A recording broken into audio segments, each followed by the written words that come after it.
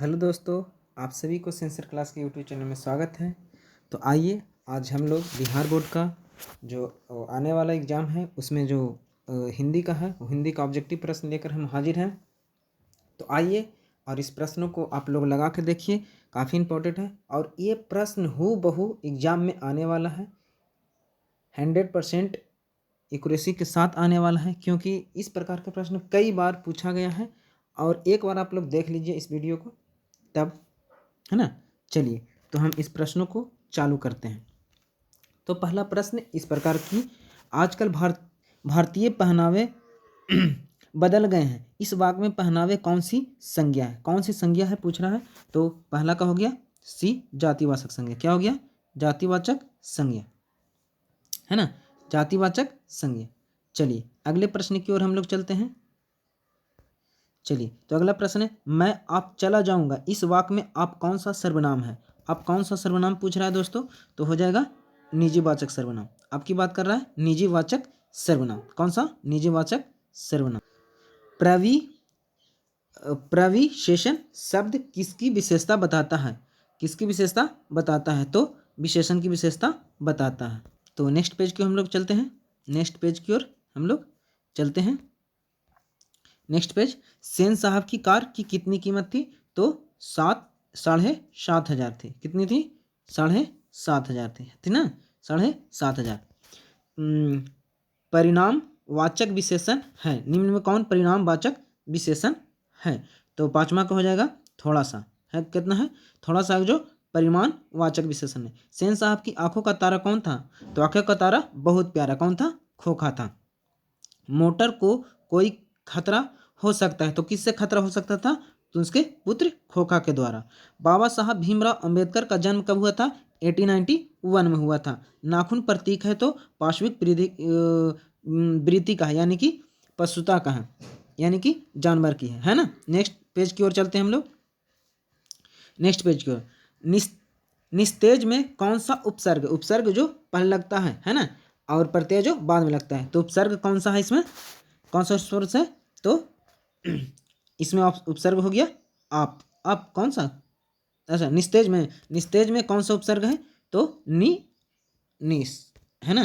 तो निस यानी कि ईसा है जो आधा सा दिया गया है। बुढ़ापा में कौन सा उपसर्ग है? उपसर्ग पूछा है दोस्तों, और बुढ़ापा तो नहीं है। चलिए इसमें प्रत्यय पूछता तो बता देते हैं, बाकी आगे चलते हैं। निम्नलिखित शब्दों में कौन सा शब्द शुद्ध है? कौन सा शब्द शुद्ध है? तो उस उच्छ्वास जो लिखा गया है ये सही है, यानी ऑप्शन नंबर 20 सही है। 12 का 13 का लिख रहे हैं, निम्नलिखित शब्दों में कौन सा शब्द शुद्ध है? यहाँ भी तो चरमोत्कर्ष लिखा गया ना दोस्तों। तो चरमोत्कर्ष किस प्रकार से होता है? तो चरमोत्कर्ष इस प्रकार होता है, उत्कर्ष, है ना, चरमोत्कर्ष। निम्नलिखित वाक्यों में कौन सा वाक्य शुद्ध है? यहाँ भी शुद्ध की बात कर रहा है ना। 14 का, तो 14 का हो जाएगा, फूलों की एक माला ला दीजिए, है ना, फूलों की एक माला ला दीजिए। चलिए नेक्स्ट पेज की ओर चलते हैं हम लोग, नेक्स्ट प्रश्न की ओर। मैं तो खोखा को इंजीनियर बनाना चाहता हूँ, यह कथन किसका है? तो सेन साहब के द्वारा कहा गया होगा, है ना। किसके द्वारा? सेन साहब के द्वारा।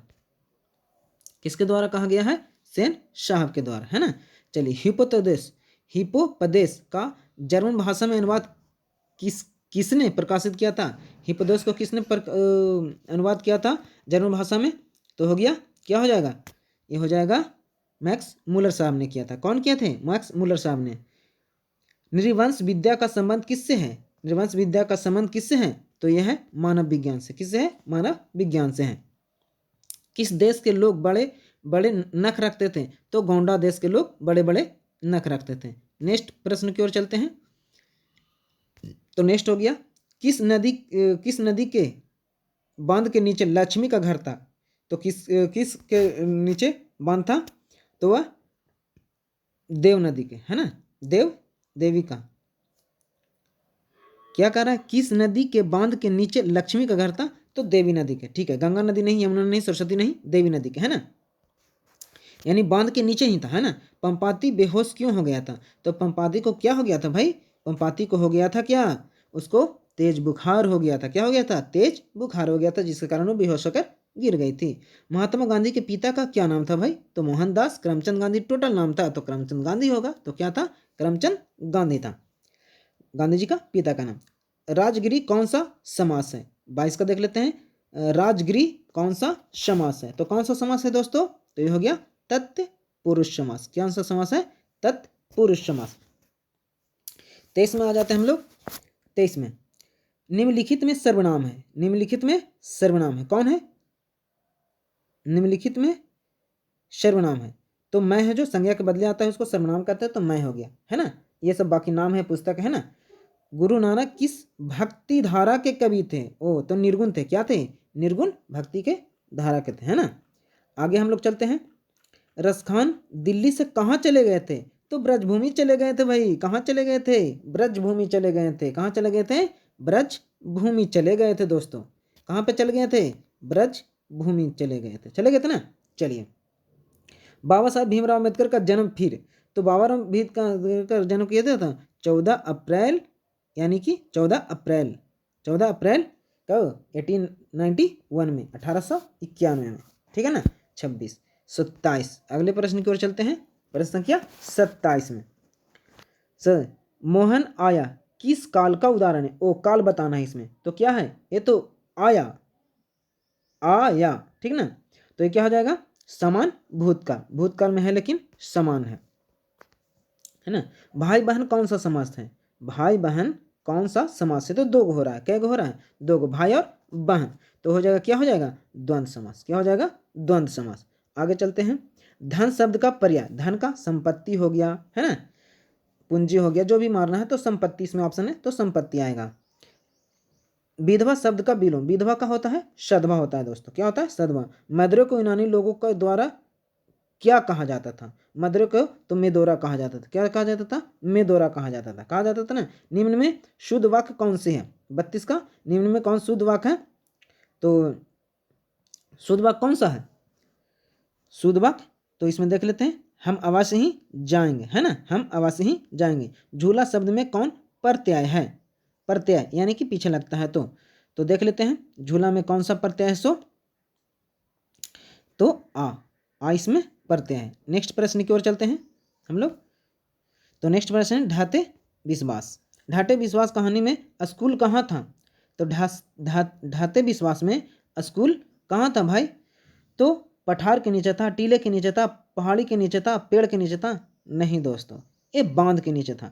खैर, तो यहाँ पे पठार दे रखा है, तो हम पठार को हम लोग मार सकते हैं, ईंट में भी पठार के नीचे लगा सकते हैं, ठीक है ना। सीता के बेटों ने सीता को कितनी मनमारी देकर, यानी कितने रुपये महीना में देने के लिए? तो 50 रुपया देने के लिए कहा था, है ना। अच्छे लड़के परिश्रमी होते हैं, कौन वाक्य का उदाहरण है? तो कौन सा वाक्य का उदाहरण है? तो हो गया सरल वाक्य, एकदम सिंपल सेंटेंस है ना। संतु मछली लेकर क्यों भाग गया? तो संतु मछली लेकर बचाने के लिए, यानी कि नदी, यानी कि कहाँ दिल है? कुआं दिल है, तो कुआं में डालने के लिए। कुआं में डाल दिया था ना संतु पकड़ करके, चलो इसको कुआं में डालेंगे, फिर बाल्टी से निकालेंगे, फिर इससे खेलेंगे कूदेंगे, फिर पुनः डाल देंगे। चलिए, एक वृक्ष की हत्या किस कविता संग्रह से संकलित है? एक वृक्ष की हत्या किस कविता श्रृंखला से संग्रहित है दोस्तों? तो यह है किससे है? दुष्चक्र से, दुष्चक्र में, है ना।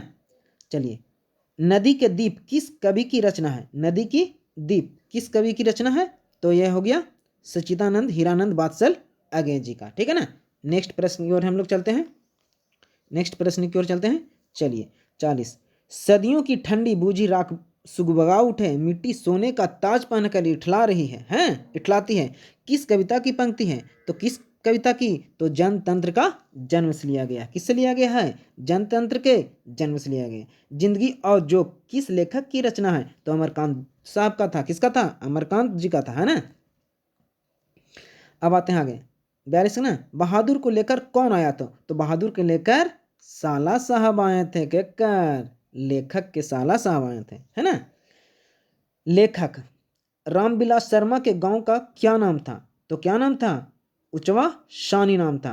उच गांव शानी नाम था, है ना। चलिए, पंडित बिरजू महाराज किस घराने के वंशज थे? 44 में कह रहा है कि पंडित बिरजू महाराज किस घराने के वंशज से? तो कहाँ के थे? तो ये थे लखनऊ घराने का, है ना। लखनऊ के नवाब, यानी लखनऊ के घराने के थे। 45 कब देख लेते हैं। भौतिकवाद का अर्थ भाग्यवाद नहीं है, किस निबंध की पंक्ति है? किस निबंध की पंक्ति है? तो ये हो गया श्रम विभाजन और जाति प्रथा, जो भीमराव अंबेडकर साहब ने लिखे हैं, है ना। चलिए अब नेक्स्ट प्रश्न की ओर चलते हैं हम लोग। 46, बिरजू महाराज का संबंध है। तो बिरजू महाराज का संबंध किससे है? तो बिरजू महाराज का संबंध तबला बजाने से है, संतूर बजाने से है, बांसुरी बजाने से है? नहीं दोस्तों, किससे है? हाँ, तो क्या बजाते थे? तो तबला नहीं बजाते थे, संतूर नहीं बजाते थे, बांसुरी नहीं बजाते थे। अच्छा, इनमें से कौन ऑप्शन नहीं है? तो क्या बजाते थे? शहनाई बजाते थे। क्या बजाते थे? शहनाई। तो इसमें ऑप्शन नहीं है, तो ये ऑप्शन क्या हो जाएगा? ऑप्शन नंबर डी, यानी कि इनमें से कोई नहीं है भाई। तो शहनाई बजाते थे। क्या बजाते थे? शहनाई बजाते थे। क्या बजाते थे दोस्तों? शहनाई। क्या बजाते थे? शहनाई बजाते थे। शहनाई बजाते थे। क्या बजाते थे? शहनाई। चलिए नेक्स्ट प्रश्न की ओर हम लोग चलते हैं। चलिए नेक्स्ट प्रश्न क्या आ गया?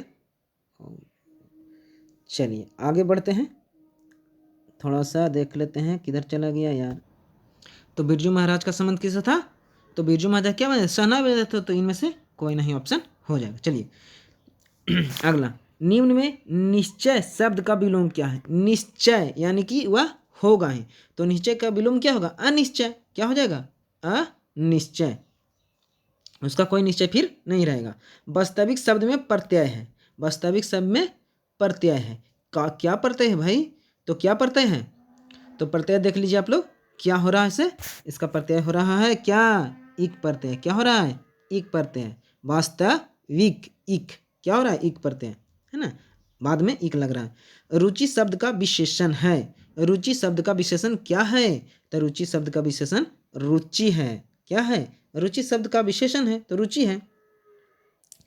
चलिए, महाशय शब्द का स्त्रीलिंग रूप क्या हो? क्या है? महाशय शब्द का स्त्रीलिंग क्या है? तो महाशय शब्द का स्त्रीलिंग क्या है? महाशय। क्या है? महाशय ही होगा, महाशयी नहीं होगा, महासायनी नहीं होगा, महासीयी नहीं होगा, हो गया महाशय। तो धन्यवाद दोस्तों, आप लोग वीडियो को देखिए और ज़्यादा से ज़्यादा स्टूडेंट में शेयर कीजिए, ज़्यादा से ज़्यादा विद्यार्थी को दीजिए और शेयर कीजिए। तो वीडियो अच्छा लगा तो लाइक कीजिए, शेयर कीजिए, सब्सक्राइब कीजिए और कमेंट में बोलिए कि और अगर और प्रश्न चाहिए तो हम उसको और आगे प्रोसेस बढ़ाते हैं। तो आज के लिए इतना ही, धन्यवाद। पूरा वीडियो देखने के लिए आपको बहुत बहुत शुक्रिया।